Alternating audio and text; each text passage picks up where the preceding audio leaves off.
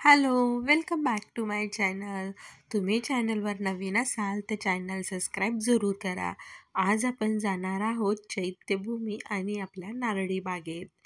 इथे खूप छान असं डेव्हलपमेंट केलेली आहे.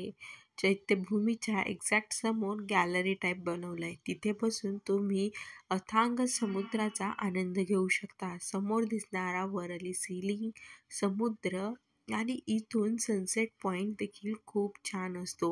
इथे बसण्यासाठी छान जागा बनवलेली आहे आणि संध्याकाळचं लाइटिंगमुळे हे दृश्य तर अजूनच भारी दिसतं.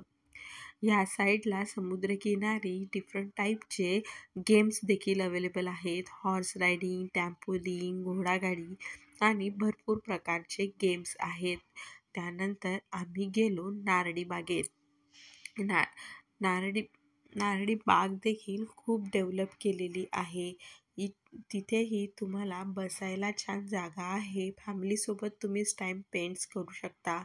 त्यानंतर वेगवेगळे फोटोशूटसाठीचे सेल्फी पॉईंट देखील इथे बनवण्यात आले आहे. इथे हा बघू शकता एक हार्ट शेप बनवला आहे. तिथे बसून फोटो खूप छान येतात.